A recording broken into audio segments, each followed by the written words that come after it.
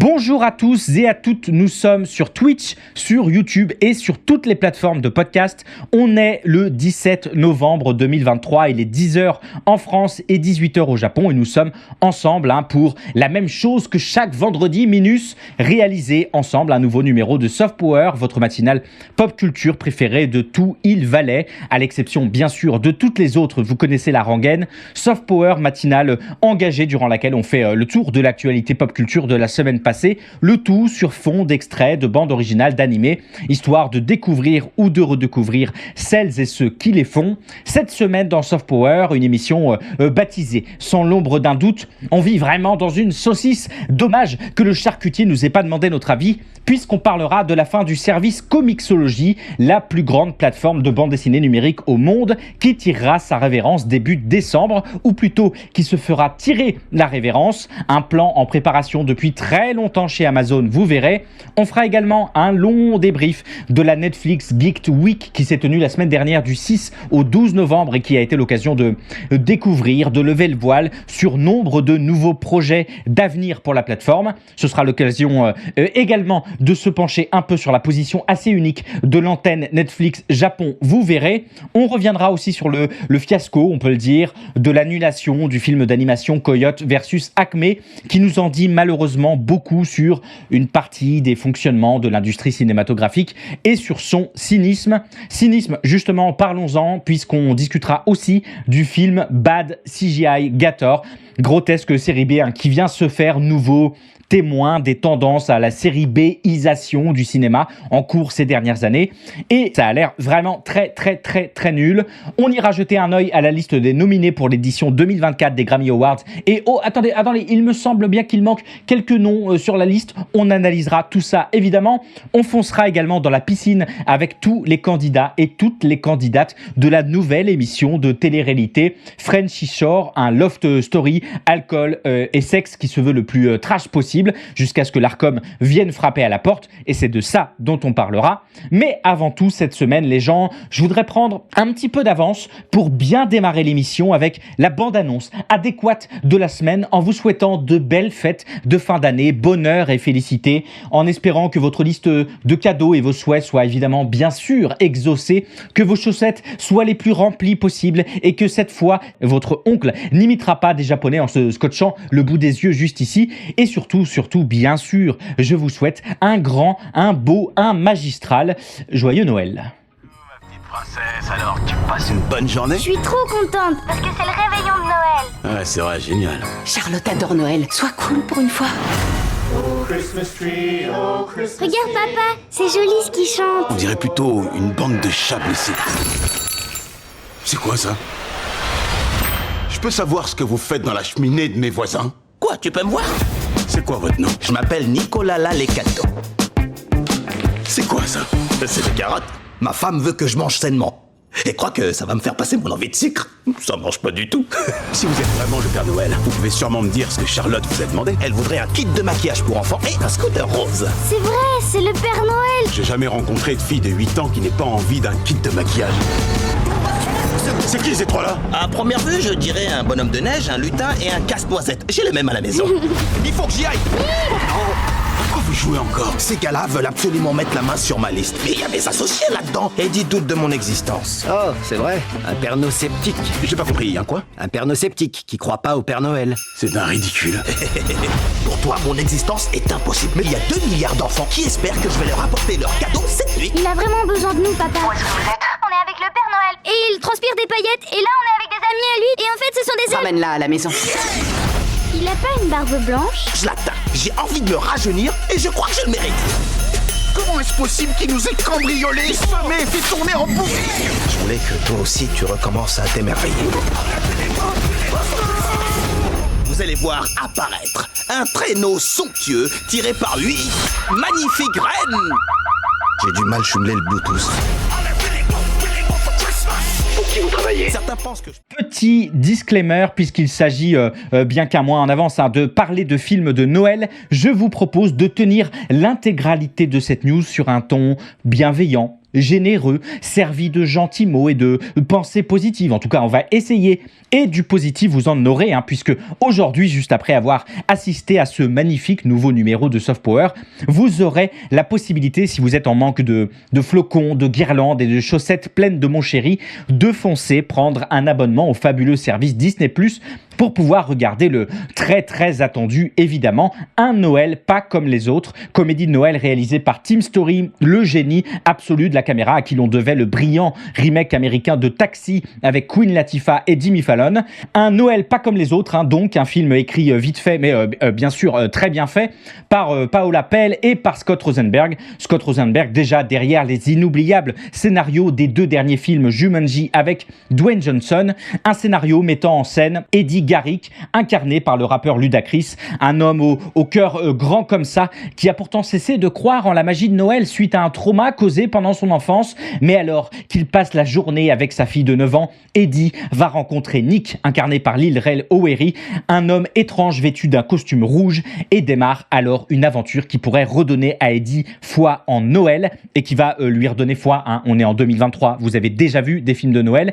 Et ce qui est intéressant avec cette superbe production qu'il me tarde évidemment de découvrir et que je regarderai ce week-end, tant elle a l'air d'être tout à fait novatrice, c'est que je peux déjà imaginer vos belles réflexions et vos ingénieux commentaires suite à cette actualité. Je peux d'ici lire sur vos lèvres numériques: mais Lex, c'est juste un film de Noël un peu nulot, c'est tout cheapos, comme on en a déjà vu des milliards. Qu'est-ce que tu nous présentes là? Et vous aurez tout à fait raison, quoique manquant peut-être un petit peu de bienveillance, si je peux me permettre, parce que s'il y a bien une chose dont Un Noël pas comme les autres est bien le nom, c'est bien celui d'un accroissement sans précédent de la production de films de Noël ces dernières années. Bien sûr, ces fameux films classiques de fin d'année ne sont pas quelque chose de nouveau dans l'industrie. On peut même dire qu'ils sont consubstantiels à son histoire, et à ses conditions de production. On peut bien sûr citer celui qui est souvent retenu comme le premier film de Noël de l'histoire, Père Noël de George Albert Smith en 1898. On peut également parler des premiers grands succès en salle des années 30 et 40, avec notamment au sortir de la guerre celui de Miracle de la 34e rue, succès qui vont participer à la matérialisation d'un objet film de Noël. Mais c'est surtout l'avènement et l'équipement des foyers de la télévision dans les années 60 et accessoirement de l'échec en salle de La Vie est belle et de son succès à contrario sur petit écran des années plus tard, qui va largement contribuer à la démocratisation et à la fordisation, il faut le dire, de ces productions pour Noël au sein d'une industrie prenant progressivement conscience de leur très large rentabilité.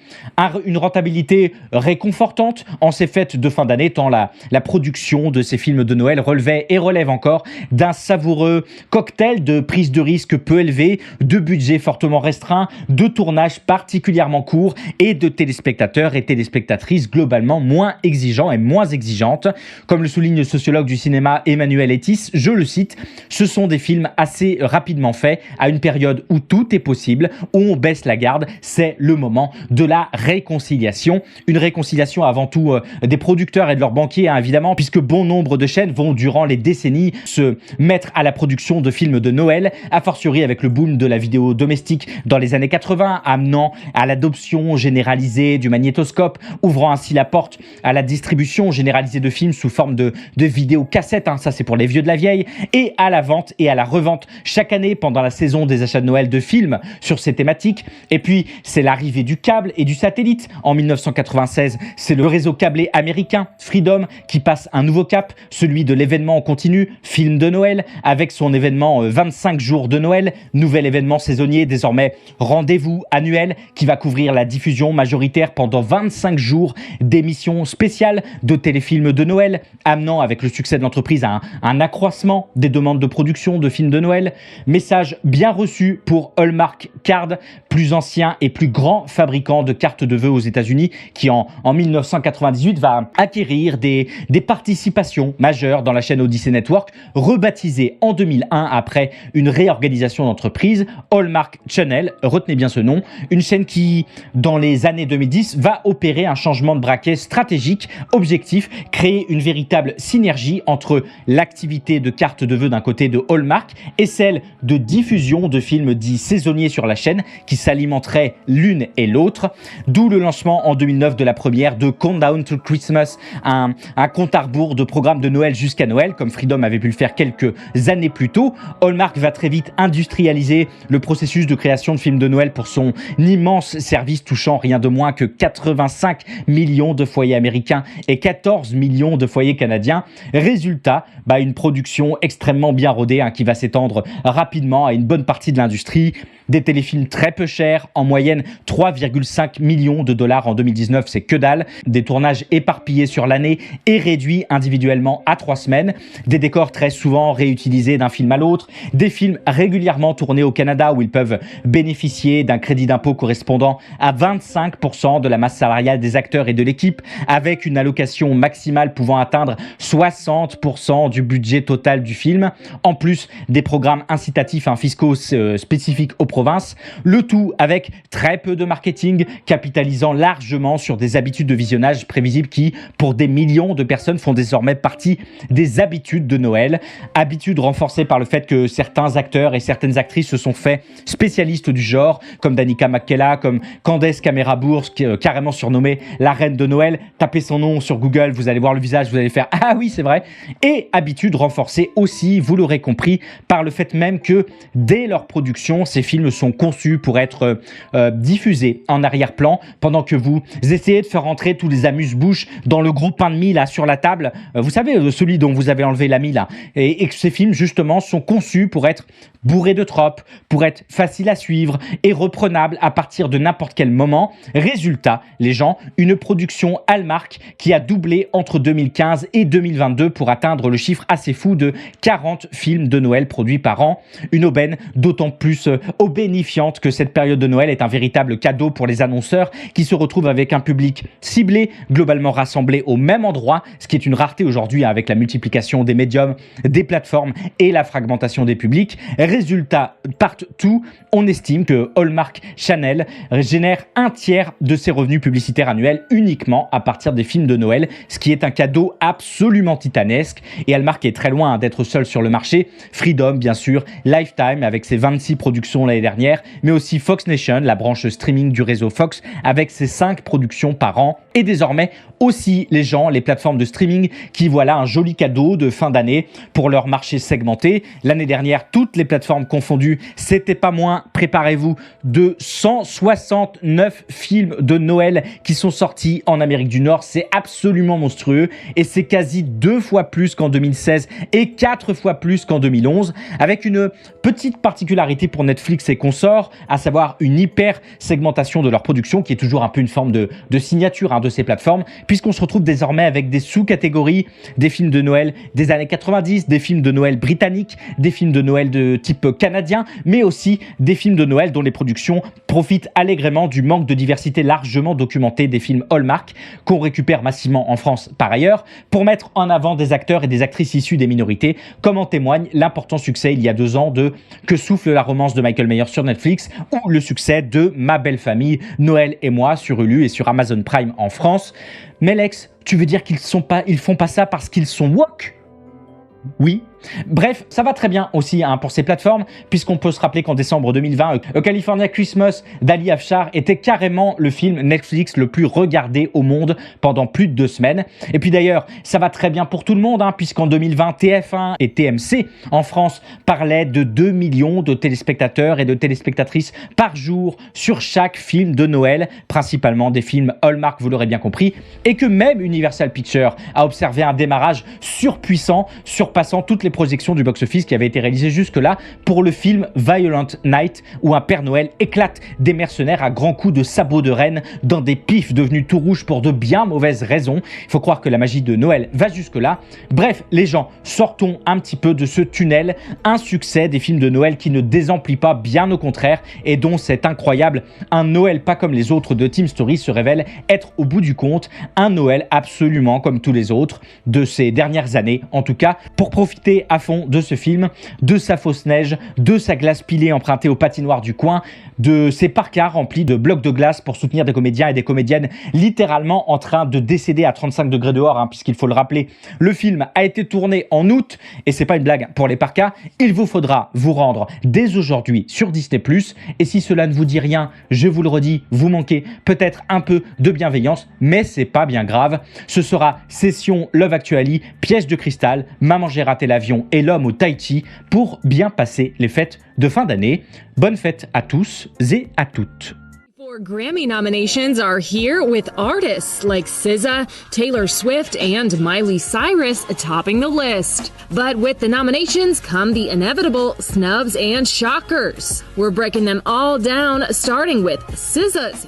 Et si justement on reparlait un peu des Grammy Awards, cette grande cérémonie de remise de prix musicaux récompensant les meilleurs titres, les meilleurs artistes, les meilleurs albums de l'année. Les Grammy Awards, une cérémonie souvent reconnue comme l'une des 3 grandes cérémonies de remise de prix musicaux aux côtés des American Music Awards et des Billboard Music Awards.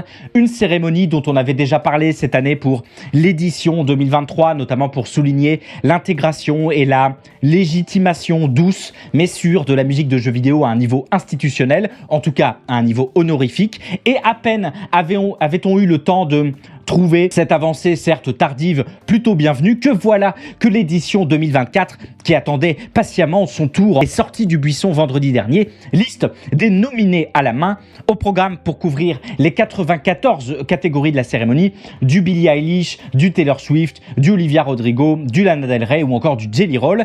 Et si on peut à minima s'étonner de l'absence d'artistes dont on ne doutait pourtant pas trop de la présence, tant ils ont été importants dans les charts cette année comme Pink, comme Sam Smith, comme Kim Petras, s'il y a bien un grand absent de cette édition 2024, c'est bien la K-pop.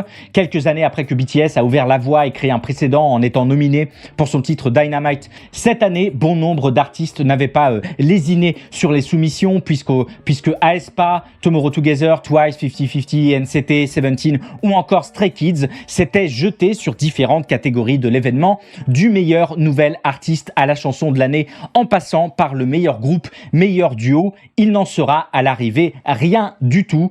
Exit aussi la soumission du single de Jimin, Like Crazy, pourtant la première chanson d'un artiste K-pop solo à cogner la première place du Billboard Hot 100. Même destin pour Jungkook et son titre Seven, absolument diffusé partout aux États-Unis, en Australie, en Nouvelle-Zélande, au Japon et dans bon nombre d'autres pays d'Asie. Sans parler du fait que le single est devenu la chanson la plus rapide de l'histoire de Spotify à atteindre le milliard de streams et est devenu la collaboration la plus streamée de Spotify sur l'année 2023. Visiblement, c'est pas assez et on pourrait tout à fait s'en étonner si les Grammy Awards n'entretenaient pas déjà sous leurs airs d'ouverture au monde une sacrée réputation de bastion de musique blanche anglophone. Il faut dire que depuis la création de la cérémonie en 1957, c'est seulement une petite dizaine d'artistes non blancs qui ont remporté le prix de l'album de l'année. Qu'entre 2012 et 2020, alors que les statistiques montraient que les artistes noirs représenteraient plus de 38% du Billboard Hot 100, ils n'avaient reçu que 26,7% de nominations pour la cérémonie, que lorsque des artistes non blancs gagnent enfin des prix, c'est souvent dans des catégories mineures de l'événement. Qu'on peut se souvenir également qu'en 2020, l'artiste The Weeknd, qui avait réussi l'exploit d'être totalement boycotté de toutes les nominations aux Grammy Awards malgré une année de domination totale de la scène musicale, avait posté sur les réseaux dans la foulée, je le cite, « Les Grammy restent corrompus, vous nous devez à mes fans et à l'industrie de la transparence ». Et de la transparence, il y en a bien peu, tant le processus de sélection et la composition des différents comités des Grammys et de l'Academy The Recording Academy au sens large est totalement opaque.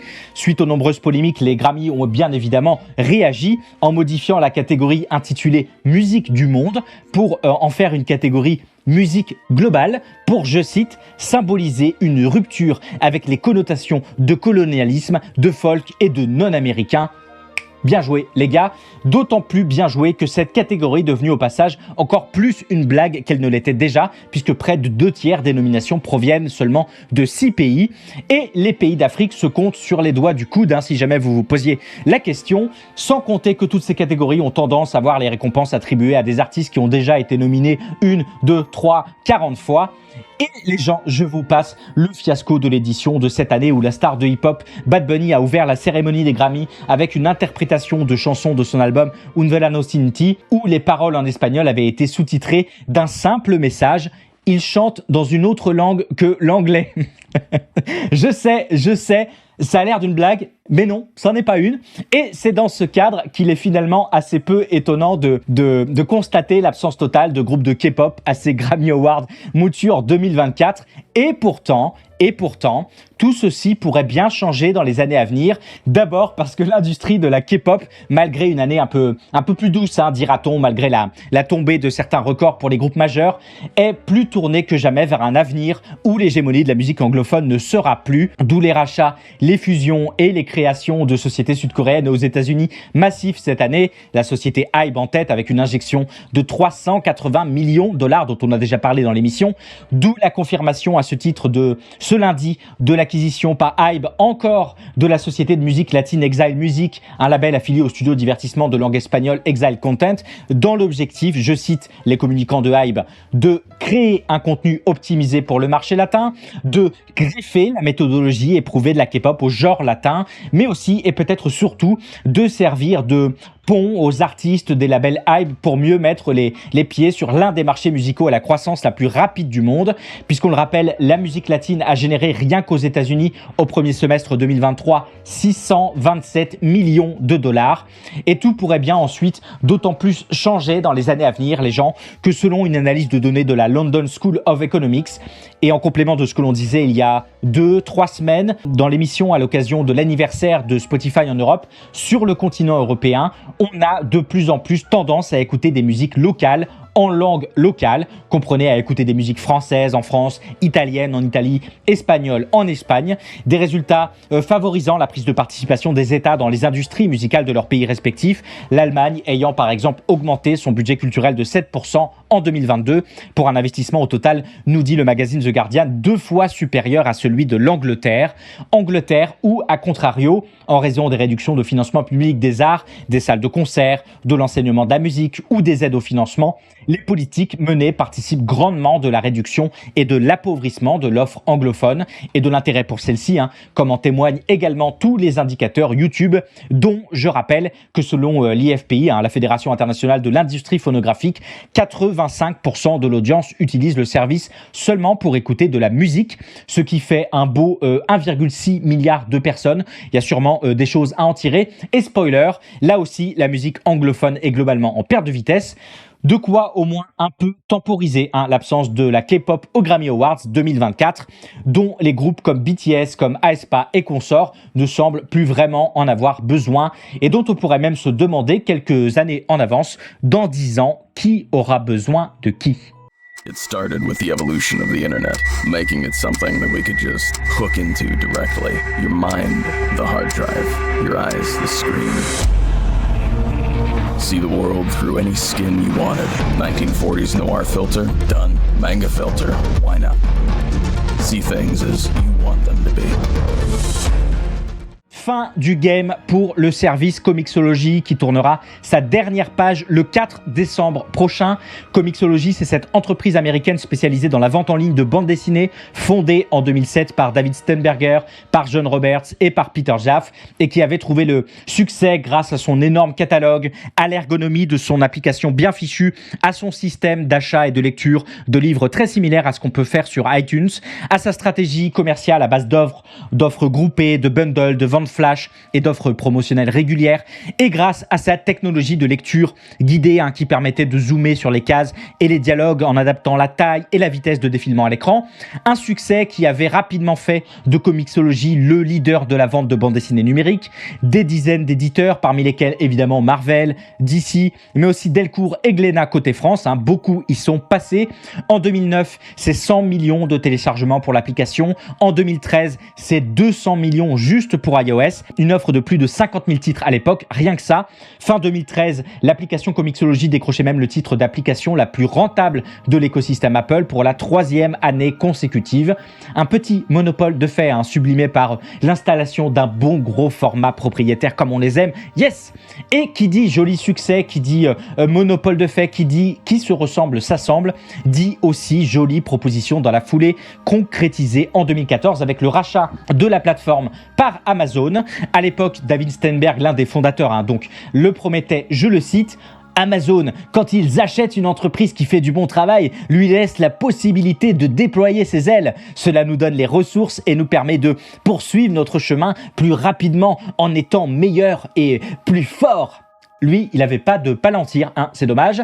Un rachat qui, à l'époque, comme vous pouvez l'imaginer, n'avait pas déjà manqué de susciter inquiétude, critiques, levée de bouclier. Nombre d'auteurs et d'autrices, voire de lecteurs et de lectrices dénonçant alors les risques d'une perte d'indépendance et de perte de diversité de la plateforme, ainsi qu'une concurrence désormais déloyale vis-à-vis des autres acteurs du marché, à commencer par les librairies indépendantes. Ça, c'est un peu la signature Amazon. Une signature Amazon qui va rapidement prendre d'assaut le service. En parallèle de l'explosion de la plateforme, on assiste à une suppression de la possibilité d'acheter des bandes dessinées dans l'application iOS, à une mise en place d'un service d'abonnement Comixology Unlimited qui proposait la lecture de milliers d'œuvres, donc limited en fait, pour un tarif mensuel de 5,99 $ par mois. On observe également des modifications de l'interface, du design, des fonctionnalités qui rendaient pas forcément l'application plus lisible qu'elle ne l'était déjà, bien au contraire. Et puis, les gens, 2022, à la mi-février, Amazon remplace le site web Comixology pour intégrer le tout à l'interface native Amazon. Le programme Submit, qui permettait à des auteurs et des autrices, souvent amateurs et amatrices, d'envoyer leurs œuvres sur Comixology, ferme au profit de l'auto-publication sur Kindle Direct Publishing. Toutes les règles d'édition changent, les éditeurs doivent se réadapter à des nouveaux formats et le montant global des redevances baisse. Le service souffre alors de nombreuses lacunes techniques, les doubles pages ne sont plus prises en compte, la plateforme conseille désormais également des romans et d'autres livres non fictionnels parmi les comics. C'est tout pétaxe, il n'y a plus rien qui marche. Et puis, au début de cette année, la news tombe. Amazon procède à des licenciements records dans toutes ses branches. Au passage, c'est quasi 75% des membres des équipes de Comixology qui sont mis dehors. Pour les survivants et survivantes, la grande majorité est sous l'équivalent d'un CDD. Mike Eisenberg, coordinateur de production chez Comixology à l'époque, qui avait justement à ce moment-là échappé à la vague de licenciements, soulignait lui, il avait probablement un Palantir, je le cite, « Ceux d'entre nous qui restent feront de leur mieux, mais je ne serais pas surpris si les bandes dessinées numériques sur Kindle revenaient, puisque c'était le cas avant l'acquisition de Comixology par Amazon. Progressivement, d'autres changements se font en douce. Les demandes de médias passent directement des services internes à Comixology au service des relations publiques de sa société mère, Amazon. Ça commence à sentir le soufre très fort. La société de Jeff Bezos cherche à embaucher des associés de contenu numérique, en charge notamment d'effectuer des analyses et des modifications sur le contenu numérique, par exemple, pour les lecteurs de bande dessinée. Probablement un hasard. Et puis, tout est allé très vite. Marvel a mis fin à son partenariat avec Comixology pour alimenter la plateforme. Les rumeurs commencent à courir qu'Amazon veut mettre un terme définitif au service. Et c'est cette semaine qu'est arrivée la décision qu'on était nombreux et nombreuses à envisager et à voir venir depuis des mois. Amazon a officiellement annoncé qu'il fermerait l'application Comixology, rendue indisponible dès le 4 décembre prochain. Tous les achats effectués sur la plateforme seront renvoyés sur Kindle. Je cite le communiqué Amazon. Le 4 décembre 2023, nous fusionnerons les applications Comixology et Kindle sur iOS, sur Android et sur Fire OS. À partir d'aujourd'hui, tous les livres précédemment achetés sur Comixology seront automatiquement visibles dans votre bibliothèque sur l'application Kindle. L'expérience de l'application Kindle améliorée est disponible dès maintenant. Cependant, vous pouvez continuer à lire vos livres dans l'application Comixology jusqu'au 4 décembre 2023. Sert à rien. Voilà une petite histoire, les gens, comme on le connaît beaucoup. Une histoire que je voulais vous raconter aujourd'hui, tant elle est le résultat cadécolesque d'une stratégie de concentration et de domination du marché menée depuis des années. Une banale histoire de réduction des coûts de production, d'augmentation des marges de profit, de contrôle des canaux de distribution, d'exigences éditoriales un peu teubées et de contrôle accru des rémunérations, etc., etc. Bien sûr, il n'est pas tout à fait impossible que, profitant de ce changement, dans ce laps de temps, profitant de cette golden hour, une concurrence se lève en partie. On sait que Global Comics a récemment lancé sa propre application de lecture de bande dessinée numérique, on sait que Omnibus est déjà en place, que d'autres encore verront certainement le jour dans les prochains mois et dans les prochaines semaines, et ce sera à surveiller. Mais s'il y a bien une chose dont on peut être sûr, c'est qu'aucune de ces propositions n'a le quart de la puissance d'Amazon, et surtout les millions d'utilisateurs et d'utilisatrices déjà captifs de Comixology qui dans 3 semaines n'auront pas d'autre choix s'ils veulent conserver leurs achats et leurs collections numériques que de passer sur Kindle. Lisez sans limite partout où vous allez, prenez le slogan de Comixology, ce à quoi il faudra rajouter désormais, mais vous n'oublierez pas de revenir sur Amazon après. Hear that? That sound. Boom. Boom. Ow! It's almost here. From the first time your world was turned upside down, to the last time your imagination took flight, we have been there. Would you mind stepping back? It's about to get messy. And now, Geek Week is back! Nothing's gonna stand in our way! This is the moment where all your worlds collide. This is the week we come together and geek out like total rock stars. You know I'll never lose my fight. Can I get an amen? Wake up, survive. I will get better, yeah, one day at a time. Something ain't right. I lost my mind, but I could get better. Yeah! So join us, all you dreamers and rebels. For all that you love, show them no mercy. The wait is over. Geeks Week 2020. C'est parti pour une très longue news, très pop-punk geek, puisque la semaine dernière, du 6 au 12, s'est tenue pour la 3e année consécutive la Geek Week, le grand événement annuel organisé à l'automne par Netflix pour, nous dit-on, célébrer les communautés de fans qui se sont bâties autour des œuvres qu'on peut retrouver sur la plateforme, comme absolument tous les autres événements Netflix de l'année, sauf que la Geek Week, c'est l'occasion d'afficher une coloration marketing un peu plus geek, un peu plus œuvre de genre, du fait d'un découpage thématique de l'événement faisant la part belle à la science-fiction, au space opéra ou encore à la fantasy, le tout décliné sur différents médiums, du film à la série en passant par le jeu vidéo. Un événement organisé en ligne sur tous les comptes Netflix possibles, sur YouTube, sur Twitter, sur Twitch, sur Facebook et sur TikTok, qui s'est donc tenu pendant quasi une semaine dans le but de susciter l'intérêt des abonnés déjà en place, mais aussi d'atteindre de potentiels nouveaux spectateurs et de potentielles nouvelles spectatrices. Et c'est peu dire, les gens, que cette année a été riche en annonces et en démonstrations.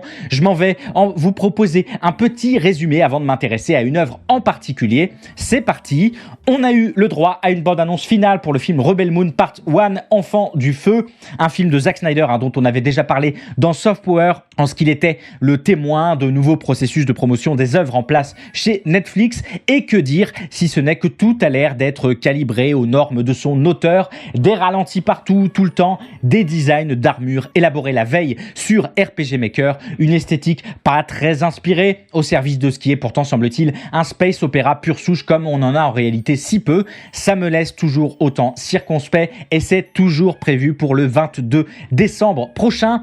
On a eu le droit à un teaser de la série Gyeonggang Creature, que je dois sûrement prononcer très mal, énième production coréenne pour Netflix qui ne nous montre pas grand-chose de son contenu. On sait juste qu'il y aura des monstres, que ça a l'air plutôt léché et que ce sera diffusé aussi à partir du 22 décembre. On a eu le droit à la bande-annonce finale de Scott Pilgrim Takes Off, dont on a déjà parlé dans l'émission. Projet un peu surréaliste qui réunit l'auteur de la bande dessinée originale et toute l'équipe du film culte Scott Pilgrim sorti en 2010. Et vous savez quoi? Ça a toujours l'air aussi mortel. Et vous savez quoi? Bis repetita, c'est disponible dès aujourd'hui. Vous savez donc quoi faire de votre week-end juste après avoir regardé le film Un Noël pas comme les autres, évidemment. évidemment. On a eu le droit aussi à une bande-annonce type ascenseur émotionnel inversé, ce qui est quand même assez rare, hein, avec l'annonce d'un dessin animé Terminator, ce qui commence assez légitimement par un « Oh mais non, c'est pas vrai, lâchez cette licence !» suivi d'un « Oh !» lorsqu'on apprend qu'il s'agira finalement d'une Production IG, studio de production d'animation japonaise derrière Ghost in the Shell Standalone Complex, derrière Psycho Pass, derrière Haikyuu ou encore derrière un des épisodes de l'anthologie Star Wars Vision. Pas le meilleur, c'est vrai, mais quand même. Et le tout sera réalisé par Masashi Kudo, déjà derrière l'animé Sanrio Boys. Difficile de savoir plus précisément quoi en penser, même s'il y aurait probablement des choses à dire sur le fait qu'une franchise si américaine soit confiée à un studio japonais pour le compte de Netflix. On en reparlera sûrement un de ces quatre. On a eu aussi une première bande-annonce pour Exploding Kittens, l'animé basé sur le jeu de cartes du même nom. Là, dit comme ça a l'air d'être littéralement une main du mort, mais la bande-annonce, les gens, est plutôt cool. Et les producteurs de la série plutôt solides, hein, puisqu'on retrouve l'équipe derrière Beavis and Butthead et derrière The Office. Première bande-annonce également pour La Demoiselle et le Dragon de Juan Carlos Fresnadillo avec Millie Bobby Brown. Sacrifiée à un dragon juste après son mariage avec le prince charmant, elle devra s'échapper et lutter seule pour sa survie, pendant que nous devrons également nous échapper et lutter pour avoir un bon film, hein, parce que ça a l'air absolument affreux. De nouvelles images également pour l'une des productions Netflix les plus attendues de 2024, Problème à 3 corps, adaptation du chef-d'œuvre de Cixin Liu par les créateurs de Game of Thrones. Et même si ça a l'air ok, on se retrouve déjà à la vue de ces quelques images avec un vrai problème à 3 corps, le corps des métiers des artistes VFX, celui des réalisateurs et celui des contrôleurs qualité de chez Netflix. Une bande-annonce aussi, toujours aussi cool, pour Les Maîtres de l'Univers, Révolution de Kevin Smith avec Mark Hamill à la voix de Skeletor et Chris Wood à celle de Musclor, suite de Les Maîtres de l'Univers, Révélation, déjà sur Netflix, qui était plutôt cool. En attendant le film live Les Maîtres de l'Univers, dont on a appris cette semaine que le projet n'était pas mort et que ça devrait se passer du côté d'Amazon Prime. Keanu Reeves dans tous les rôles et c'est bon pour moi. On a eu quelques nouvelles images de l'animé Devil May Cry qui aura sûrement l'air très bien quand on nous en montrera un petit peu plus. Il faudra être patient. De même pour le nouvel animé de la franchise The Witcher, sorceleusement baptisé Les Sirènes des Profondeurs. Les Profondeurs précisément comme là où est la licence en ce moment, hein, et cet animé est pas parti pour la repêcher pour le moment. Comment ne pas parler également de l'annonce de l'arrivée du jeu vidéo Hades sur la plateforme, puisque je le rappelle, Netflix fait bien du jeu vidéo. Ce sera courant 2024 et pour celles et ceux qui n'ont jamais joué à la production du studio Supergiant Games, foncez dessus. C'est très très difficile d'être déçu et c'est très très difficile tout court par ailleurs. De même pour l'excellent Death Door qui devrait débarquer très prochainement sur la plateforme, et je passe tout un tas d'autres présentations qui ont été faites pendant l'événement comme Ultraman Rising de Shannon Tindall et de John Aoshima, où on devrait voir Ultraman élever un bébé kaiju. Oui, évidemment, c'est ça qu'on veut voir dans l'univers d'Ultraman, merci. Mais c'était aussi les premières images pour Avatar, le dernier maître de l'air, que je vous ai montré la semaine dernière. Les premières images du jeu vidéo Le Prince des Dragons, dont la série ne cesse de me décevoir d'épisode en épisode malgré ses incroyables 3 premières saisons. Regardez-les, puis arrêtez la série, vous ne le regretterez pas. Et j'aurais pu également vous parler de The Brother's Son, de Obliterate, des créateurs de Cobra Kai, de Onmyoji et d'autres annonces encore. Mais s'il y en a bien une, les gens, sur laquelle j'aimerais m'arrêter un peu, c'est bien celle-ci.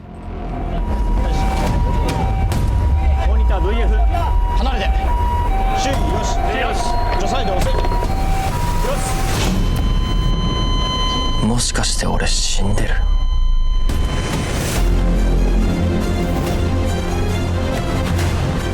浦飯祐介、お前を生き返らせてやる。その代わり霊界探偵をやってもらいたい。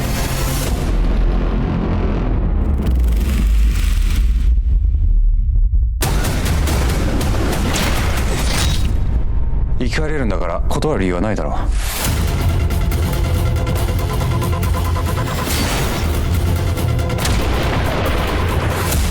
こんな俺を信じてくれる奴らがいるってな。しがみついてでも守る。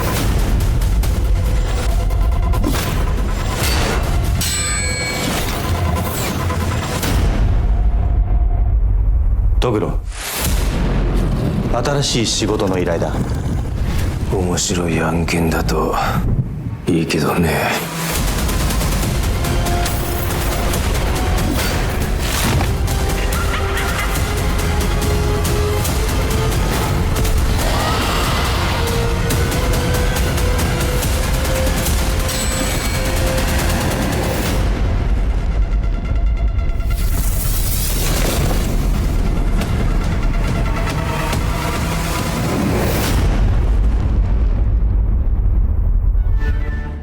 Bon, les gens, premières images pour Yu Yu Hakusho, l'adaptation en prise de vue réelle du célèbre manga éponyme de Yoshihiro Togashi, vendu à quasi 80 millions d'exemplaires à travers le monde.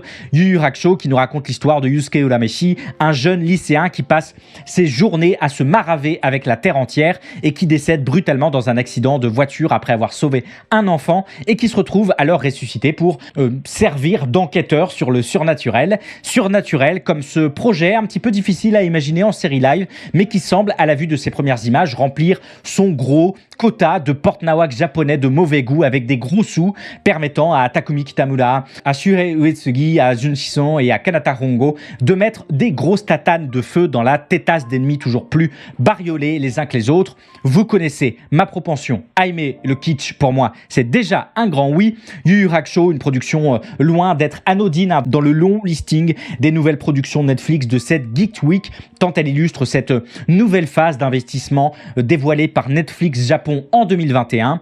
2021, pourquoi ? Parce que 2021, les gens, une grande année pour Netflix Japon, plus 2 millions d'abonnés supplémentaires à la plateforme, la signature d'un bail à long terme en plein Tokyo pour mener à bien ses productions locales en partenariat avec le studio Toho, l'élargissement des équipes sur place, en rappelant par ailleurs que le Japon avait été le premier pays en Asie Pacifique à disposer d'une équipe Netflix locale, mais aussi une augmentation du nombre de producteurs affiliés à la plateforme, puisqu'on compte désormais par exemple Yoshihiro Sato, un producteur notamment sur Shin Godzilla et sur le film L'Attaque des Titans.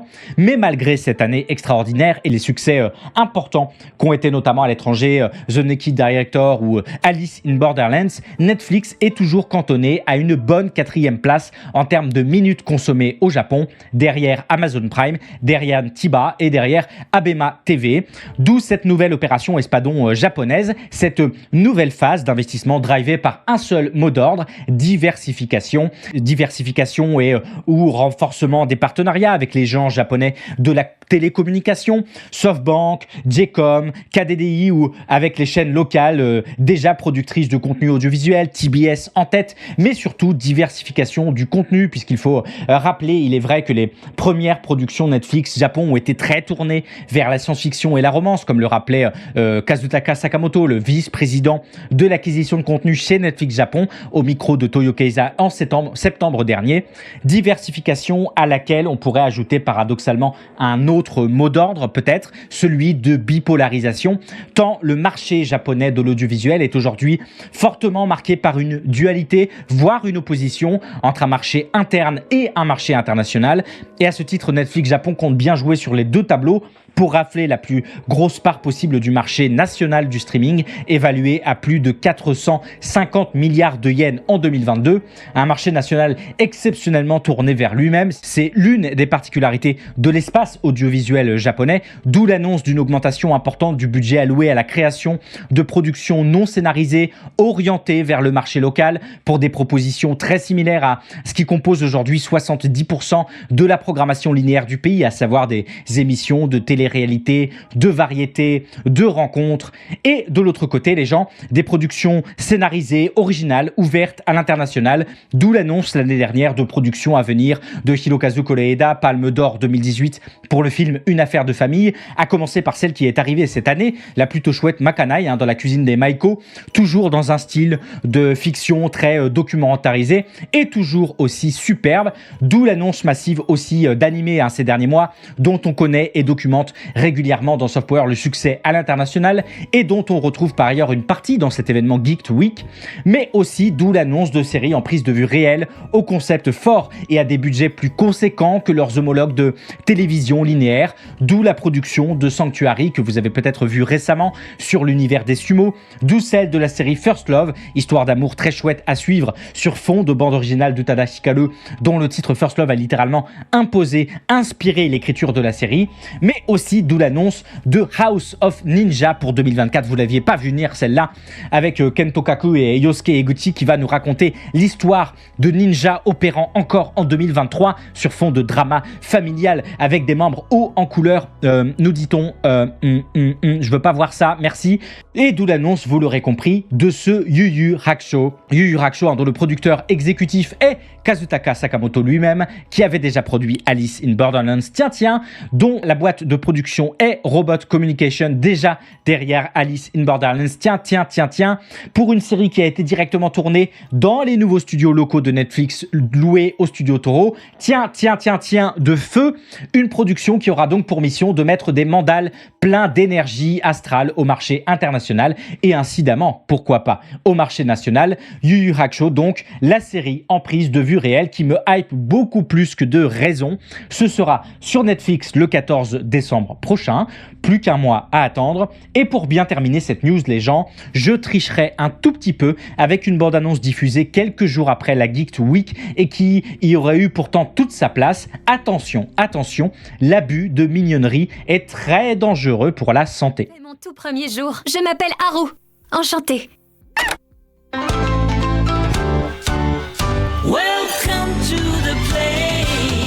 Notre rôle est de prendre soin de ces différents Pokémon et de faire en sorte qu'ils apprécient leur séjour. En d'autres termes, ici vous serez une réceptionniste Pokémon. L'hôtel Pokémon. J'arrive pas à croire que je suis là.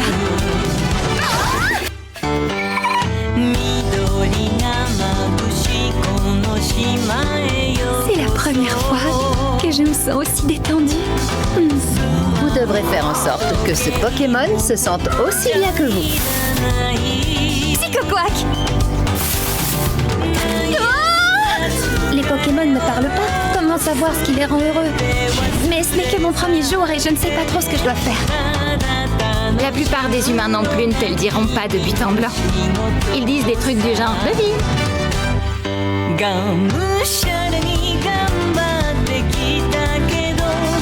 Ce sont des gens intéressants, n'est-ce pas? Ça, c'est un Granivol. Là, c'est un Gobu. Un Bulbizarre. Et le jaune, c'est un Pikachu. Non, un Psycho-Quack. Let me show you around the dreamy place you stay. Everyone is smiling. C'est parti. Encore une merveilleuse journée de travail en perspective.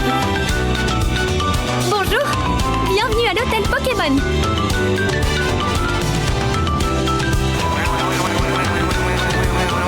Je me demande quel Pokémon on va rencontrer aujourd'hui.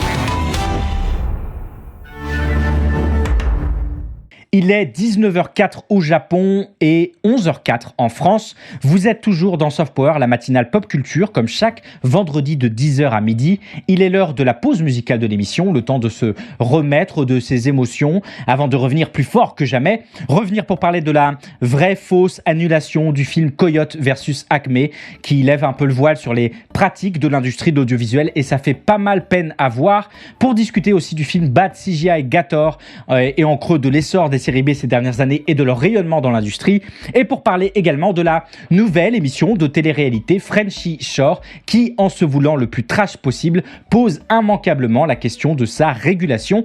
Allez les gens, c'est parti pour la pause musicale de la semaine. Bonne écoute.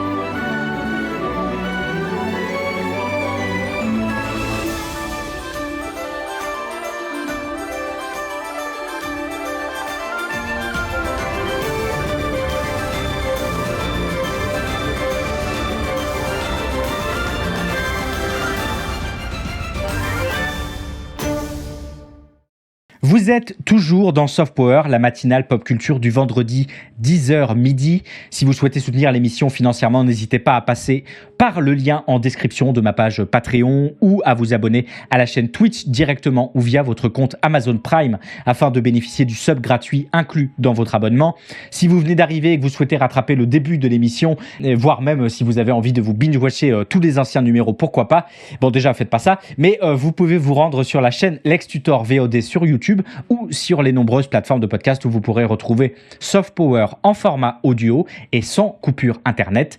Et bien sûr, n'hésitez pas à laisser des commentaires, à mettre des pouces bleus, à mettre des étoiles, notamment sur les plateformes de podcast. C'est là où c'est le plus difficile pour l'émission de grandir. Tous les liens en description, Discord inclus. Vous venez d'entendre Otto, extrait de la bande originale de Ryadeiru no Dainichi Nite, adaptation animée comme souvent d'un light novel écrit par Siz et illustré par Tenmaso. Light novel qui a donné lieu à une adaptation manga de Dashio Tsukimi et de Ryo Suzukaze, puis à une adaptation animée, donc animée par le studio Maro Film et diffusée l'année dernière. Adaptation dont la bande originale s'est vue confiée à Kujira Yumemi, dont il me semble que c'est la première fois qu'on en parle dans Soft Power.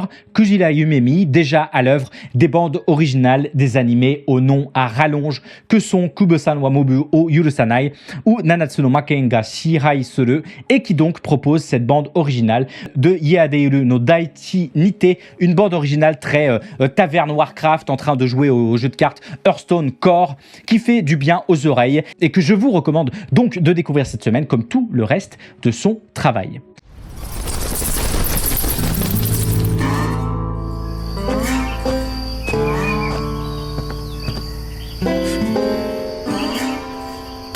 Fish rod, damn well please. Spring break! Boom! Yeah! Welcome to paradise, man! Yes! It's on the range! Young, wild, and free. Cheers to Gen Z. Cheers, bitches. This is 100% gonna go viral, you guys.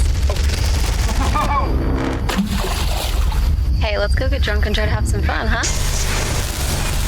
Get it, homie! Yes, come on, I'm cool. Okay, I'm done.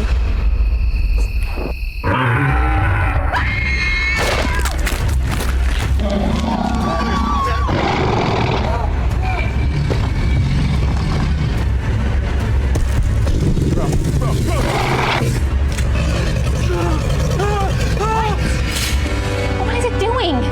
Oh, you know, it's like regular alligator stuff, just floating through the air, circling the corpse of our best friend. My fucking SEAL Team 6, bro. You can't fucking do this.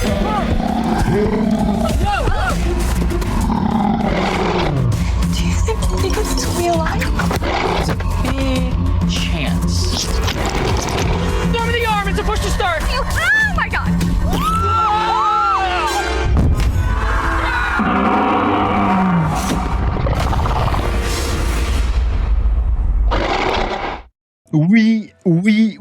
Oui, vous avez bien vu ce que vous avez vu et entendu ce que vous avez entendu si vous écoutez l'émission en podcast. Bad CGI Gator, donc une nouvelle production Full Moon Features, la société de production et de distribution de films spécialistes des séries B déjà à l'œuvre sur Corona Zombie, sur Zombie versus Stripteaseuse et sur les jouets démoniaques, l'attaque de Jack, et bientôt sur le film Barbenheimer, par ailleurs, où des poupées dirigées par le docteur Barbenheimer vont œuvrer à construire une bombe atomique pour faire tomber le patriarcat. Camoulox.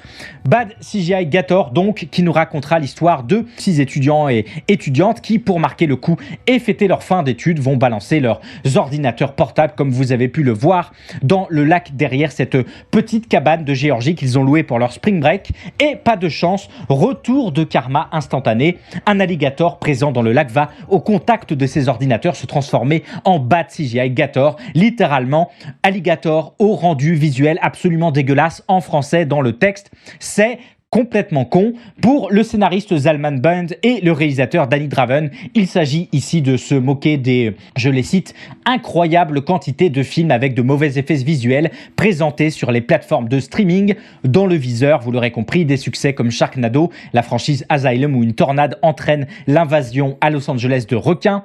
Pour Charles Band, responsable de Full Moon Features, je le cite, « Je suis depuis longtemps contre l'utilisation excessive des images de synthèse dans les films de genre et à bien des égards, ce film est un antidote amusant et ironique, un acte militant donc, c'est comme ça qu'il fallait le prendre les gens, un acte militant qu'on pourrait prendre au sérieux si ce projet avait lui aussi été pris au sérieux, puisqu'il faut le rappeler, Full Moon Features s'est fait la maison de production de tout un tas d'œuvres de série B aux conditions de production indigentes et précisément à l'utilisation massive d'effets pratiques ou visuels absolument désastreux, des œuvres proposées en petit nombre sur le service de VOD du studio à un prix complètement prohibitif vu la faiblesse du catalogue, au prix d'un abonnement de Netflix standard, c'est dire, et ça, c'est sans parler des histoires de non-paiement des réalisateurs, notamment sur la franchise Puppet Master, franchise historique et la plus rentable du studio.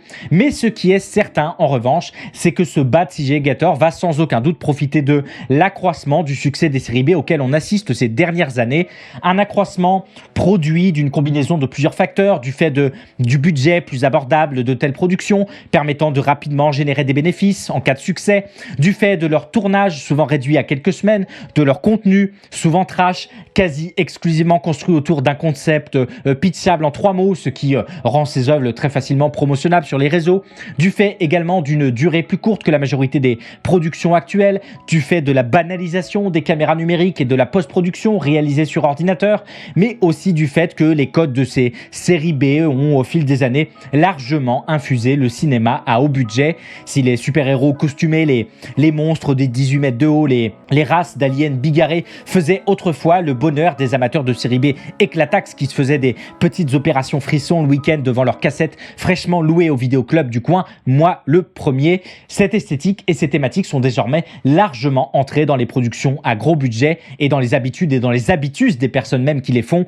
a fortiori aux États-Unis, des deux Dan d'Everything Everywhere All at Once à James Gunn et ses Gardiens et la Galaxie en passant par Sam Raimi, Quentin Tarantino, Robert Rodriguez et autres Peter Jackson, l'affiliation est claire. Autant de facteurs qui permettent de comprendre comment de l'important succès de Cocaine Bear dépassant les revenus d'un Shazam 2 à Winnie l'ourson Blood and Honey rapportant 50 fois son budget initial en passant par Megan ou autre Violent Night avec David Harbour et ses 75 millions de dollars de revenus pour un budget de 20 millions, les séries B sont passées en quelques années de sorties mineures à succès majeur. Et si je vous cite des œuvres comme Violent Night, les gens 20 millions de budget et Cocaine Bear 30 millions de budget et produit par Phil Lord et Christopher Miller, les deux producteurs tortionnaires de Spider-Man Across the Spider-Verse, c'est qu'il ne s'agit plus tant de parler de série B comme d'un ensemble de conditions de production définies parmi lesquelles on retrouverait un petit budget que de désormais parler de série B comme d'une esthétique rappelant ces films d'antan, les noyant souvent avec la très large notion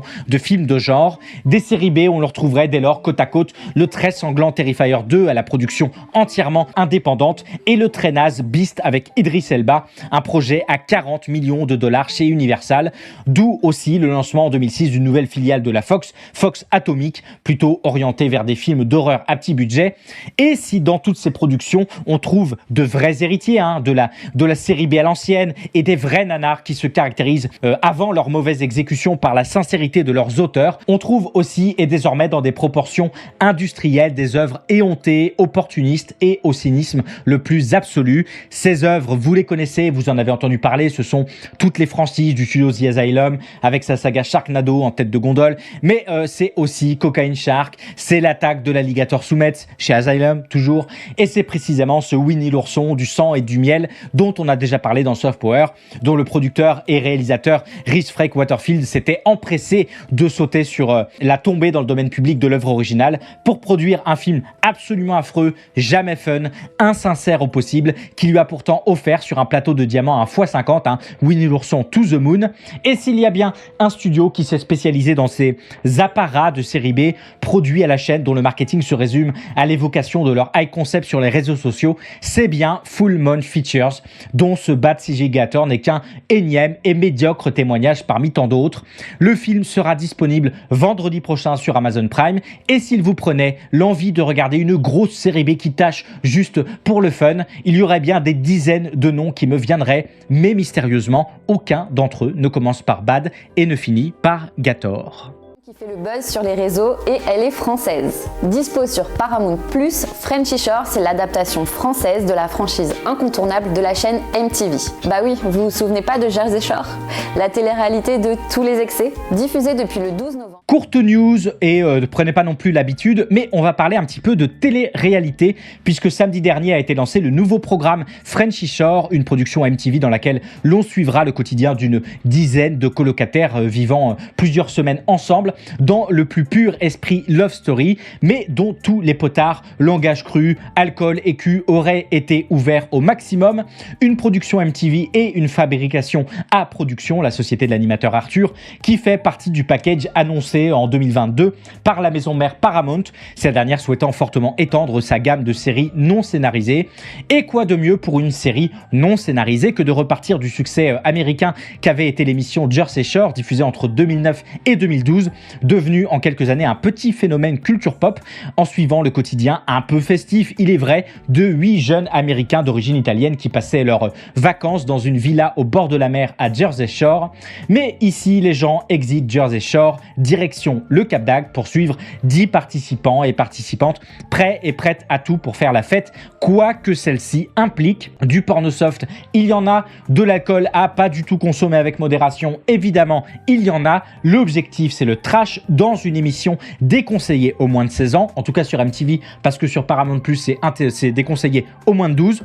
Je sais pas. Une émission diffusée à partir de 23h, oui, mais immédiatement disponible en VOD, donc visible tout le temps. Le trash comme seule ligne narrative, le trash comme seul thème et comme seul mot qu'on répète à foison sur les réseaux pour vendre l'émission.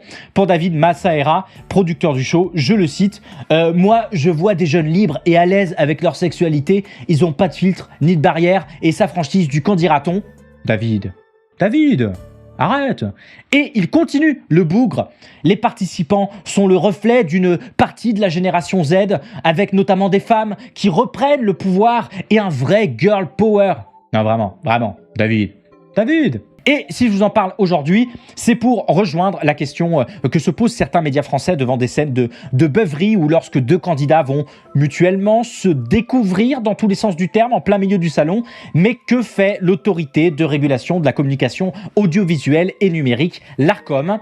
Si certains médias doutent de sa compétence, il faut pourtant rappeler que l'Arcom a bien vu, en vue de la directive service de médias audiovisuels, un élargissement de ses compétences aux services étrangers de vidéo par abonnement. C'est même en partie pour ça que le Conseil supérieur de l'audiovisuel est devenu en janvier 2022 l'Arcom, afin de faire entrer les grandes plateformes de vidéo à la demande et les réseaux sociaux dans son champ de régulation.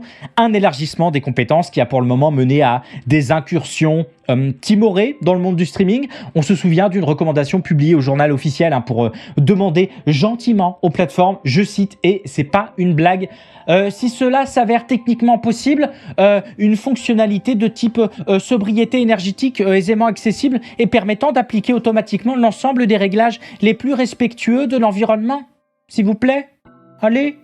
Oui, les gens, le régulateur régule, comme dans son rapport de 2021 où l'Arcom recommandait aux chaînes d'information en continu en France de se saisir davantage des enjeux d'une juste représentation de la société française dans sa diversité.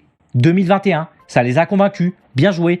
Parce qu'il ne suffit pas de mettre des mauvaises notes à France TV, de faire des propositions pour améliorer le pluralisme politique ou d'établir des rapports chaque année, quand bien même ceux-ci ont des choses à dire, il est vrai, comme lorsque l'Arcom soulignait il y a 2 ans la stigmatisation et la stagnation, voire la progression des discriminations à l'écran dans l'entièreté des programmes. Il faut aussi pouvoir être en capacité d'utiliser pleinement une palette d'options graduées, disposer d'un budget adéquat et non pas du même budget que celui du CSA à l'époque, alors que le nombre de missions a littéralement augmenté. Et il faut bien sûr pouvoir être totalement indépendant, ce qui est toujours un peu compliqué quand la moitié de vos membres sont nommés de près ou de loin par le pouvoir en place. On se souvient fin de l'année dernière du deal entre TF1 et M6, finalement avorté, qui avait été très soutenu par l'Arcom, à l'époque, de loin l'administration indépendante la plus favorable à la consolidation, alors que l'Arcep et l'autorité de la concurrence, elles, s'y étaient largement opposées. L'Arcom avait même dû à l'époque rappeler son indépendance et défendre sa vertu. C'est dire les doutes qui planaient, et c'est dire les doutes qui planent encore sur l'Arcom aujourd'hui comme réelle autorité de régulation, a fortiori lorsqu'on touche aux épineuses questions des plateformes étrangères. Pour l'instant, il ne s'agit évidemment que d'exercices de pensée, aucune procédure n'ayant été lancée contre le programme Frenchy Shore. et en attendant une éventuelle saisine de l'autorité par les spectateurs et spectatrices, comme c'est régulièrement le cas ces derniers mois. Quand bien même saisine il y aurait, les gens, on a du mal à croire à la mise en route du panel de possibilités de l'Arcom, en dehors des quelques amendes ostentatoires qui serviraient ça et là d'arguments marketing au outrage de Frenchy Shore. Voilà les gens, la piscine, elle n'est pas prête de se désemplir. Attention, le ministère de la Santé signale que la chasse au bip-bip nuit gravement à la santé.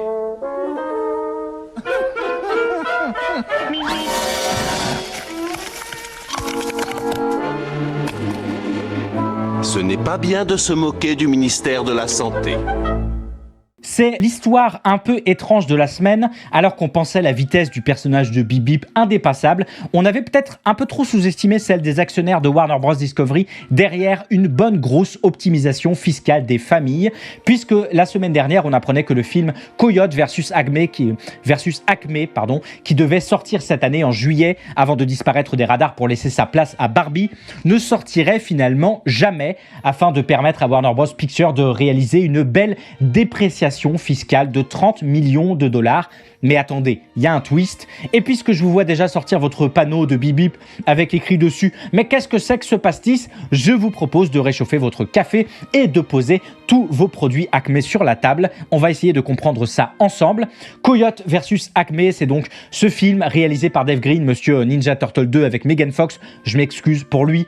Un film combinant prise de vue réelle et animation pour un scénario basé sur une histoire de James Gunn, de Jeremy Slater et de Sammy Burch qui nous raconte un procès, celui du Coyote et de son avocat incarné par Will Forte, qui vont chercher à mener contre le PDG de la société Acme, lui interprété par John Cena, pour abus d'utilisation des produits Acme contre le Coyote dans son interminable course pour attraper Bip Bip. Un film au tournage bouclé en mai de l'année dernière, présenté en projection presse depuis, enthousiasmant largement la salle. Ben David Grabinski, le réalisateur de Scott Pilgrim's Takes Off, allant même jusqu'à qualifier le film de meilleur du genre depuis Qui veut la peau de Roger Rabbit.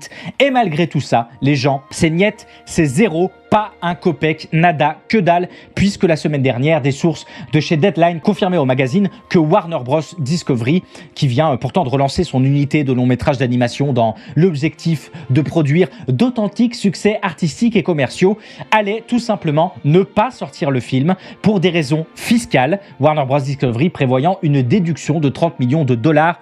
L'idée, c'est plus ou moins de déclarer le film en perte. Je m'explique. Pour Coyote versus Acme, le film a coûté environ 70 millions de dollars à produire, auquel il faut évidemment rajouter le prix de sa totale finition, le prix du marketing qui fait facilement doubler la mise, et le coût du pourcentage pris par les exploitants, par les distributeurs et tout autre intermédiaire sur la sortie du film en salle ou sur plateforme. Et c'est alors à ce moment-là qu'on pourrait calculer l'éventuelle rentabilité ou non d'un film. Mais si l'entreprise décide, quelle qu'en soit la raison de ne pas sortir le film, il lui est impossible de récupérer l'investissement et elle doit donc ajuster la valeur de son actif dans ses comptes pour rendre compte précisément de cette réalité. C'est ce qu'on appelle une dépréciation.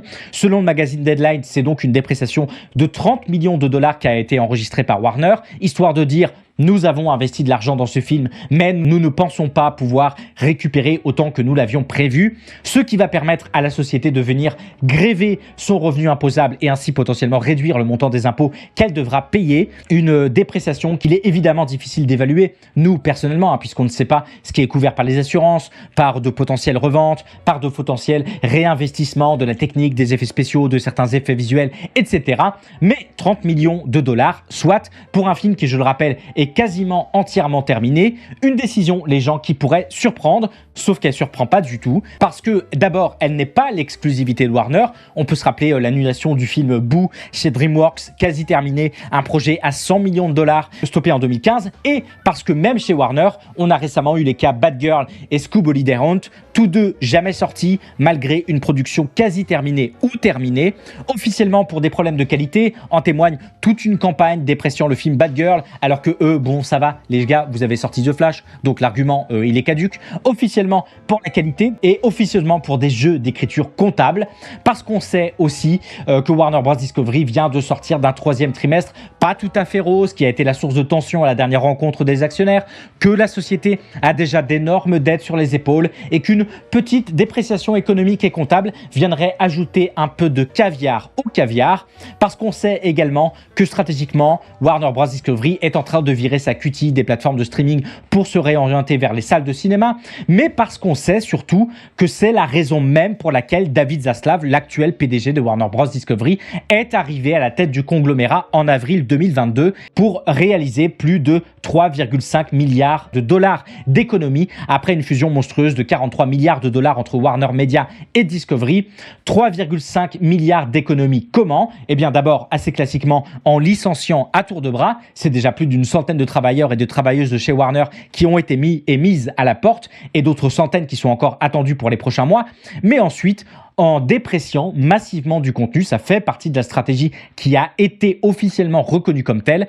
Dépréciation du contenu comme arme de rationalisation des coûts pour l'entreprise, comme en ont témoigné Bad Girl, Scooby Day Hunt et désormais, comme en témoigne ce Coyote versus Acme.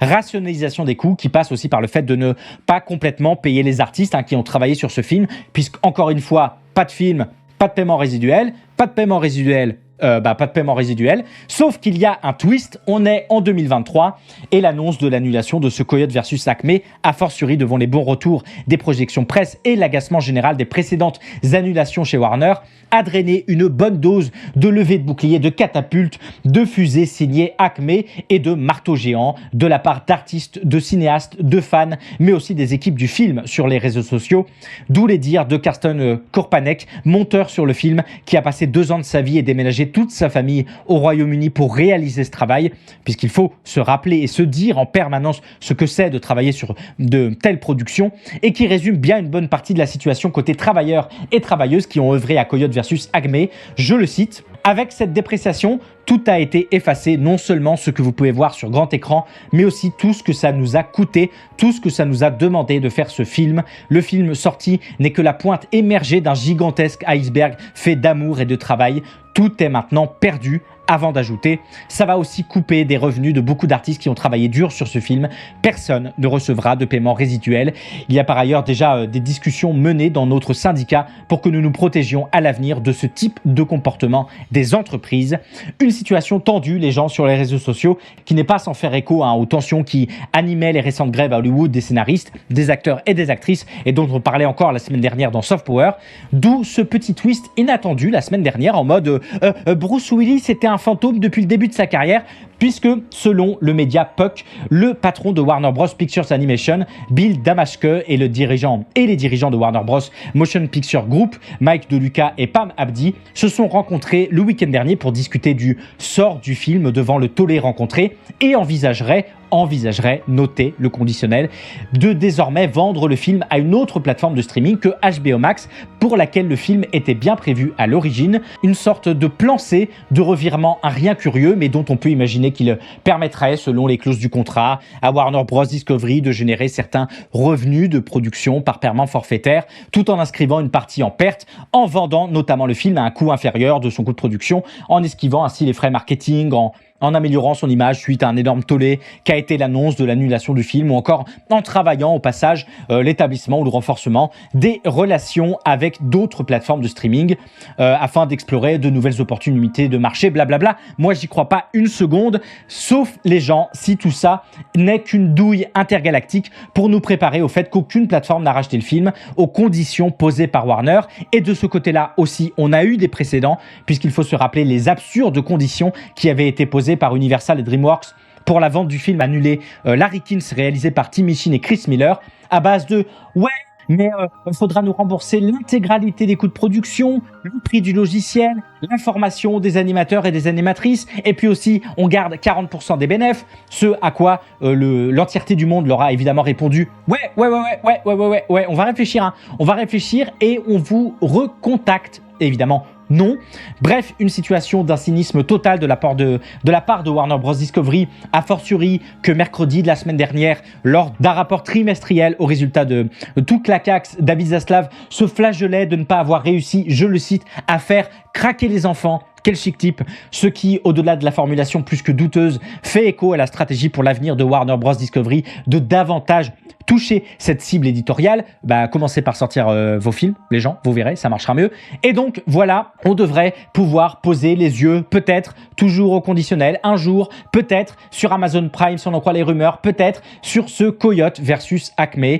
Une sortie qui ne manquerait pas dès lors de discours méta, tant il est facile de comparer désormais la lutte du Coyote contre Acme à celle des artistes contre Warner Bros. Discovery. Une lutte dont on n'imagine peut-être pas encore tous les échos, puisqu'on apprenait ce mardi que Joaquin Castro, représentant du 20e district du Texas et membre du Parti démocrate, avait démarré des procédures pour enjoindre l'autorité de la concurrence américaine et le ministère de la Justice de s'intéresser de plus près aux tactiques de Warner Bros. Discovery qu'il définit comme prédatrices et anti-concurrentielles. Le Coyote finira-t-il par attraper Bip Bip à l'arrivée? Affaire à suivre, mip mip, comme dirait l'autre. Voilà, c'est la fin des news de cette semaine. Petit débrief de ce dont on aurait pu parler également. On aurait pu collectivement, tous et toutes, se taper la tête très fort dans un mur de diamants devant l'annonce d'un projet de biopic animé sur Edith Piaf, réalisé à l'aide de l'intelligence artificielle qui aura pour mission de recréer la voix et l'image. Et le tout en partenariat coupable avec les ayants droit. Yes, trop bien. On aurait pu parler de la plainte déposée par les travailleurs et les travailleuses de chez Sega sous l'égide du Communication Workers of America, le plus grand syndicat des communications et des médias aux États-Unis, qui accuse la société de jeux vidéo de pratiques déloyales. Pourquoi ? Parce que Sega envisage de licencier 80 de ses travailleurs nouvellement syndiqués. C'est sûr que c'est un petit souci, hein, souvenez-vous, on avait déjà parlé de cette syndicalisation et de cette syndication chez Sega courant avril, il me semble. J'aurais pu vous parler du fait que YouTube exigera prochainement des créateurs et des créatrices de contenu de la plateforme de divulguer si oui ou non ils ont utilisé l'intelligence artificielle pour créer du contenu dans leurs vidéos. J'en connais 2-3 qui vont devoir mettre des stickers absolument partout. Quant à savoir si cela concerne aussi l'écriture de la vidéo, c'est peu probable, mais alors là, ce serait carnaval. J'aurais pu aussi évoquer les licenciements qui ont eu lieu début novembre chez Netflix.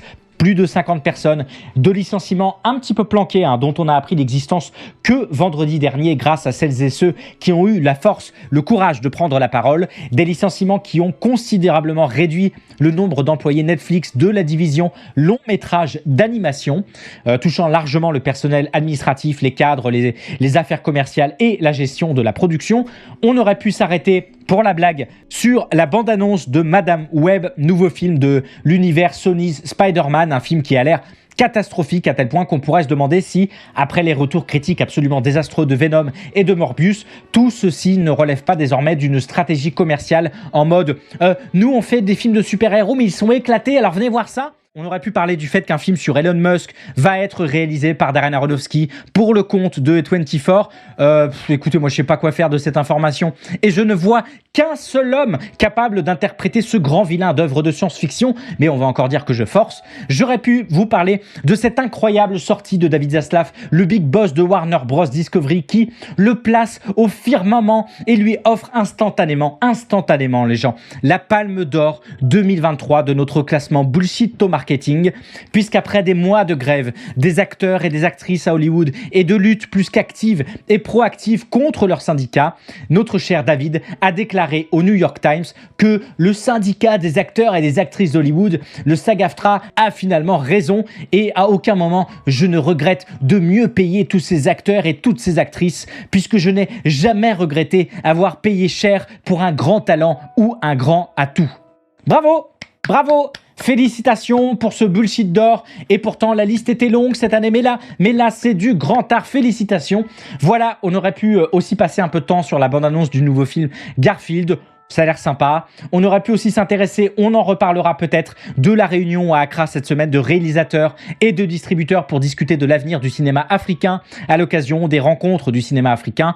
Il y a pas mal d'articles qui reprennent les paroles de Juliette Ya Asantawa Asante, directrice de l'agence publique ghanéenne du cinéma, et c'était assez intéressant. Mais ce sera suffisant pour ce numéro de Soft Power. Je vous propose, les gens, comme chaque vendredi, de passer sans transition aux recommandations de cette semaine. Comme l'explique Andrea Del Lungo, et je pense que ces analyses en littérature peuvent être étendues à d'autres formes de fiction, les scènes d'ouverture conventionnelles qu'on trouve en début de récit dépendent souvent d'un schéma narratif rattaché à une idée de déplacement, de mouvement, de changement d'état ou de situation qui permet de distinguer un avant et un après.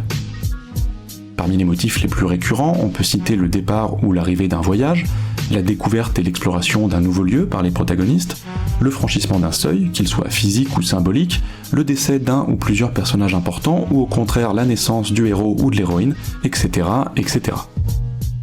Pour faire le lien avec ce que je vais faire sans l'ombre d'un doute après avoir réalisé le montage de ce nouveau numéro de Soft Power, à savoir dormir, quoi de mieux que la nouvelle vidéo de l'excellente chaîne Homo Ludens qui cette semaine propose une passionnante réflexion sur le rôle du sommeil dans le jeu vidéo, que ce soit le sommeil comme mécanique de jeu, permettant de clôturer un chapitre de l'histoire, d'accéder à un tableau de compétences, de gagner des niveaux, de sauvegarder, d'accéder à des événements qui ne se déroulent qu'à telle ou telle heure de la journée, ou tout simplement de récupérer des points de vie, comme dans la vraie vie, à ceci près que nous, on peut pas vraiment relancer la sauvegarde, il me semble, ou du sommeil, non pas comme mécanique de jeu, mais comme mécanique narrative, évoquant de fait une longue filiation avec d'autres arts, dont le sommeil est souvent en figure symbolique, esthétique, érotique, prophétique, prémonitoire, pourquoi pas, à la fois entrée dans rêve et fuite des cauchemars. La vidéo d'Homo Ludens voyage à travers sa thématique comme on se baladerait dans un rêve sans mur, le tout pour mieux nous emmener dans sa dernière partie à nous questionner sur le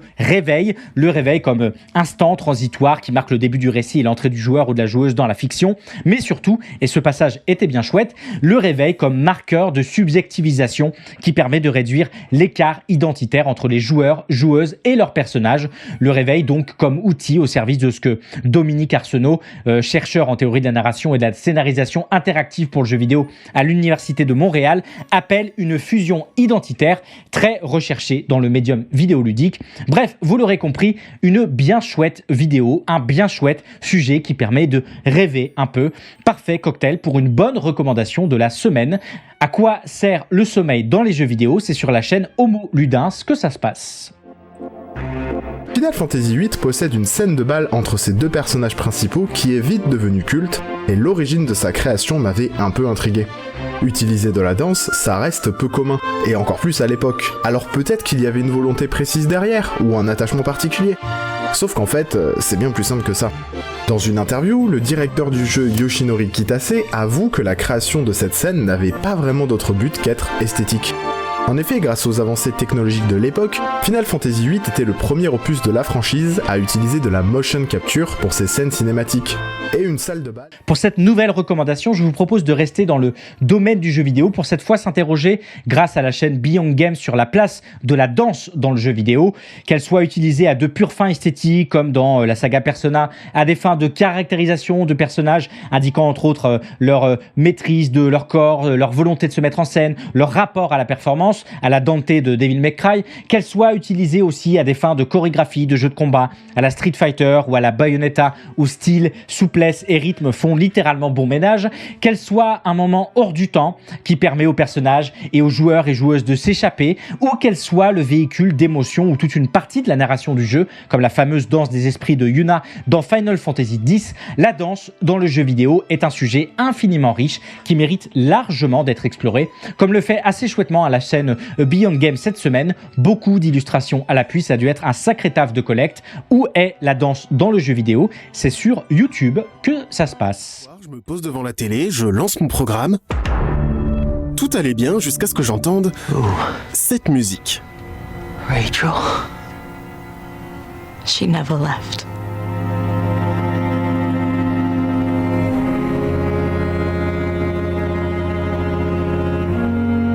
J'ai déjà entendu cette musique. Beaucoup, je la connais, mais qu'est-ce que c'est? La flemme.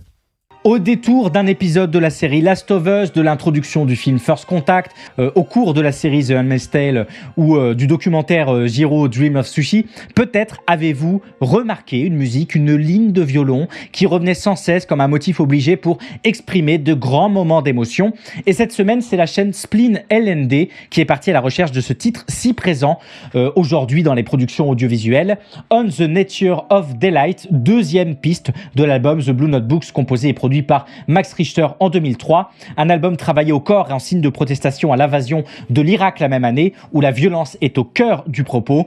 Et la chaîne Spleen LLD revient sur le succès de ce morceau en particulier, On the Nature of Daylight, dont elle essaie de percer les mystères et les raisons de la surreprésentation, souvent pour des raisons émotionnelles, parfois pour des raisons tenant des conditions de production des œuvres. Super vidéo d'une chaîne que je ne connaissais pas et que je vais largement m'efforcer de connaître désormais. Vous l'avez déjà entendu, c'est la nouvelle vidéo de Spleen LLD et elle est très chouette. On ne sait pas combien de temps elle va durer cette tempête et surtout on ne sait pas si on va réussir à survivre à la tempête. Car par exemple, pour les petits jeux indés, vous en faites pas que si c'est compliqué pour les AAA et les grosses boîtes, ça le sera aussi pour les petits gars d'en bas. Je pense que beaucoup d'éditeurs indés vont signer beaucoup moins de jeux de manière générale, et donc se faire signer son jeu, déjà que c'était compliqué, là ça va l'être encore plus. À la limite, le seul point positif que ça pourrait engendrer, c'est que des éditeurs se mettent à signer de plus en plus de tout petits jeux, et qu'on aille sur plein de petits jeux pas trop chers à produire, et donc plus faciles à rentabiliser derrière. Et ça me fait penser Pour bien terminer les recommandations de cette semaine, ou terminer mal, c'est au choix, je vous propose une vidéo de la chaîne d'Algost, concepteur de jeux, qui dans son format Gamelope revient cette semaine sur l'année 2023 du jeu vidéo, mais du côté des licenciements qui ont égrené l'industrie tous les mois de cette année. On en a régulièrement parlé dans Soft Power. C'est quasi 8000 travailleurs et travailleuses culturelles du jeu vidéo qui ont été mis à la porte cette année pour cause de restructuration, de rationalisation des coûts, d'effets Covid et tout le bullshit habituel de l'industrie. Mention spéciale à Embracer, dont on a appris cette semaine que le groupe avait licencié à lui seul 904 employés dans le cadre de son processus de restructuration, tout en enregistrant au passage une augmentation de 13% de ses ventes et une diminution de 31% de sa dette nette au cours du trimestre. Le hasard, sans doute. Et donc, c'est sur cette année seule du jeu vidéo, sur ses licenciements, que revient Algost cette semaine. Un bon petit récap à voir pour ne pas oublier. 2023, l'année des bons jeux et des licenciements, c'est donc sur la chaîne Algost. Voilà, c'est la fin de ce numéro de Soft Power. Je vous retrouve la semaine prochaine pour un nouveau numéro, mais attention, ce ne sera pas vendredi, ou peut-être oui, mais seulement en VOD. Passez sur le Discord et suivez-moi sur les réseaux pour suivre tout ça. N'hésitez pas, bien sûr, comme toujours, si vous êtes arrivé en cours ou si vous souhaitez réécouter d'anciens numéros de l'émission, à retrouver cette dernière en format audio sur toutes les plateformes de podcast ou en vidéo sur la chaîne YouTube Lex Tutor VOD. Tous les liens sont en description, n'hésitez pas à y jeter un œil. Merci pour celles et ceux qui donnent de la force, qui like, qui commentent, qui laissent des évaluations chaque semaine, ça aide énormément. Le dernier numéro est actuellement le plus vu et le plus écouté de la chaîne. Ça fait plaisir. Je vous remercie évidemment d'avoir été présent et présente aujourd'hui pour Soft Power, votre matinale pop culture préférée de tout il Valais, à l'exception de toutes les autres. On se retrouve la semaine prochaine, date indéfinie, pour un nouveau numéro de l'émission. Et en attendant, prenez soin de vous, prenez soin de vos proches. On se revoit la semaine prochaine. Allez, ciao!